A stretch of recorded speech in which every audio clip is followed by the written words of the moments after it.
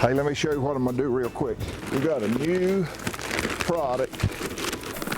You got corn, Texas. The road to Texas is paved in yellow gold corn. Very, very, very profuse. And it's made to mix. That's what it's made for. And that is all you need. And now you have made that magic corn. That is 100 power corn. You just took average corn and you made it way more effective with Khmer Deer Extreme.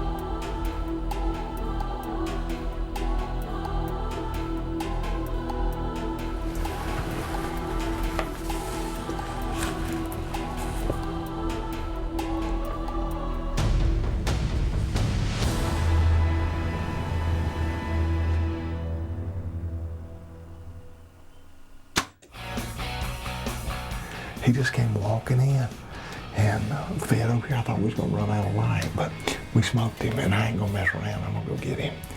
He has got a Swhacker hole. There's 18. He's gonna be 22 inches wide. New Khmer Deer Extreme is working well. I'm gonna go get my pack, one more look, and put a tag on him, and we're going to the house. 25. Ballistic gelatin testing is the most accurate way to determine how a broadhead will perform in flesh. Biologist Wade Nolan mixed this gelatin to meet FBI standards. Measuring water temperature and curing temperature is vital. Nolan has conducted testing for 5 different broadhead companies, and he considers this test both critical and authentic. Broadhead research has shown that the most effective blade design for cutting bone is a single bevel design. This unique single bevel cutting edge has been shown to increase performance involving bone impact. The penetration gain ranges between 14 and 58%. We saw evidence of this exceptional bone crushing performance in the lab. Here's some real penetration. 3, 2, 1.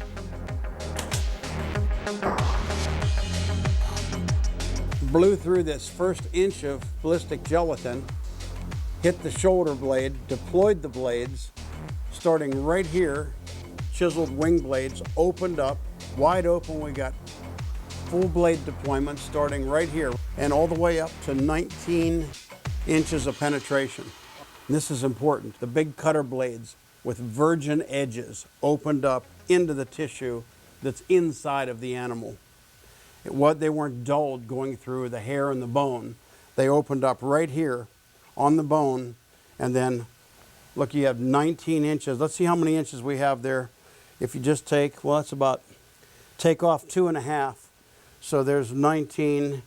We have 16.5 inches of wide open blade. Now let me tell you why that's important. That's important because whitetail deer is only 14 inches wide. That's a pass through. This is a good one here. That'll work for you. The most authentic testing with ballistic gelatin is with bones cast into the gelatin. These are whitetail shoulder blades arranged with some gelatin flesh on the outer crested surfaces. The hide frame holds green whitetail hide.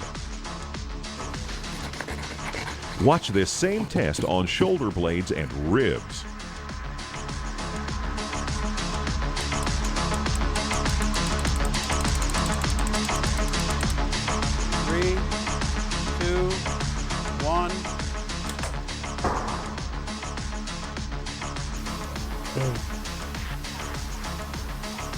Perfect. That's exactly how it was designed to operate.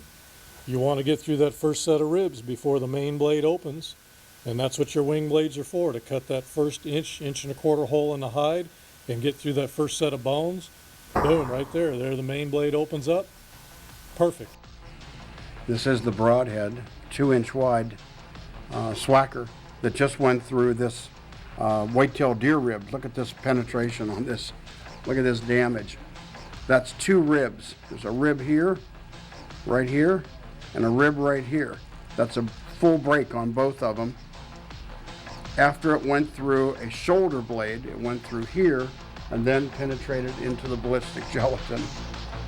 Look at that. That's a cut and a half there. Talk to me. Blade loss on a whitetail shoulder blade is bad news. 3, 2, 1.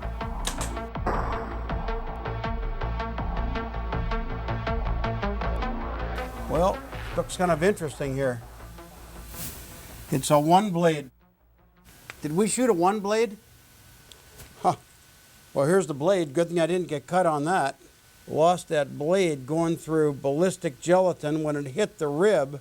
It's a whitetail rib. The blade came off. Take a look at this blade right here. It almost looks serrated. You see that right there? That blade is all chipped up right along that edge. Okay, that serration means that blade has been dulled significantly going through that rib. Now this blade actually broke on the outside of the rib, and look how it's in good shape. Wade is setting up a test where the Broadhead contact angle replicates a deer rib bone configuration on a quartering shot. A little more. Your garbage can up here.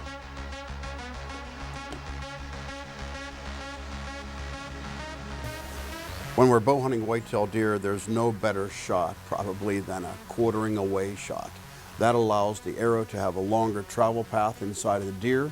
It makes you, that arrow is going to end up being behind the shoulder. It's going to be traveling the longest distance through the vitals of the whitetail deer. So let's try to replicate that with ballistic gelatin and these deer ribs that are cast into a block of ballistic gelatin. To do that, here's what we have to do. These ribs, as you can see, are angled the proper way to replicate a whitetail deer in the field. And here's our block that we're going to cut. What I'm going to do is I've got a protractor on here. Can you see that? This protractor actually is going to set up my angle. Quartering away angle would be a 45-degree angle. So I'm going to take my straight edge and I'm going to come right through 45 degrees. Here's 50, 40, right through 45 degrees. Right there, and I'm going to mark it.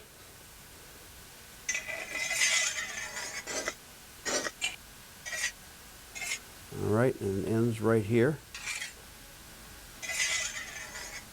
So here's my line. Now what I'm going to do is just remove this. Take my big butcher knife, and so we push it all the way through to the bottom. And then we're going to roll this piece of ballistic gelatin away. Ooh, that worked out well. And so there's our wedge. That's our 45-degree angle. Now we're going to take these deer ribs and we're going to set them up against this face. I'm going to move it over a bit because if I started over here, the arrow path wouldn't be right. So I'm going to set it up right here. So there's constant contact between this gelatin and this, and now we have an actual situation, a replication of a whitetail deer in the field. And the arrow path, we're going to be starting out with we're going to take a look at a Swhacker, 2 inches wide, and the path of the arrow should be something like this. And we'll see if a Swhacker can get through that 45-degree rib shot. Let's go. Angled deer ribs are an important test. Watch the beveled bone blades doing their job and the resulting tissue damage. 3, 2, 1.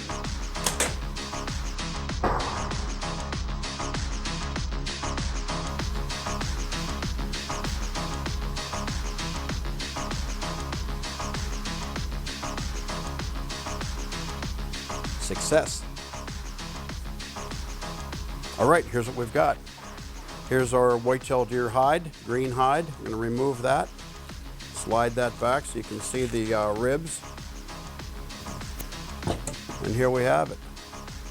Right through the 45-degree angled ribs. This is their quartering shot, replicated with ballistic gelatin and ribs. Right through here, and look inside. You can see we have full deployment.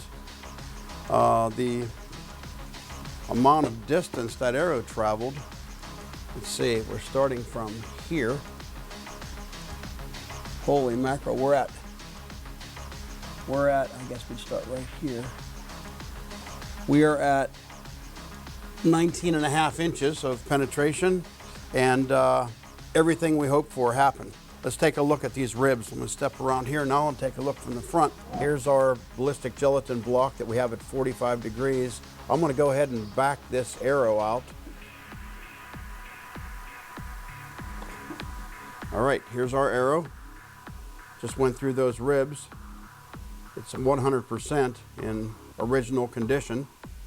Let's set that aside and take a look at these ribs. This is the back side. This is the exit cut as the Swhacker moved out of the ribs and into the block of ballistic gelatin. Look at that big 2-inch wide cut. You can probably see the line in there where the blades were open all the way through. It drug a little hair through it. Let's cut it right open and take a look here. And there we have it. Take a look at that. Here's the rib. See that rib rotating? We took this rib out. We nicked this rib and nicked this rib, but this one is completely severed. 45 degrees, right through the center. If you save your razor-sharp blades for cutting tissue and vital organs, research has shown that you can expect up to a 26% penetration gain over a blade whose edge has been dulled passing through bone. The Swhacker is 1 inch wide in flight and cuts a 2 1/4 inch hole when open. The result is a giant pass-through low on the opposite side, which sets up a perfect blood trail. Here is Swhacker designer Rick Forrest. Well, here's the technology behind the penetration that you're seeing on this ballistic gel test. This head was designed to open after it gets through the ribs, not before. All the rear deploying heads are trying to get through the ribs in a wide open condition. This head is designed to get through a rib, between a rib, before it opens, with the blades opening on the inside. The main advantage of that is penetration, and if you were to hit a heavy bone and you would lose a wing blade, you still have the main blade that goes on the inside past that heavy bone. It's still intact, and I'll never shoot a fixed blade head unless I'm forced to by law. I'm that much of a believer in a mechanical head. Oh, I've killed a deer in Arizona every year since 1996. The success rate in Arizona averages about 10%, and I've managed to pretty much bat 100% every year here in Arizona. It's a pretty tough deal to hunt here in Arizona. It's what we use.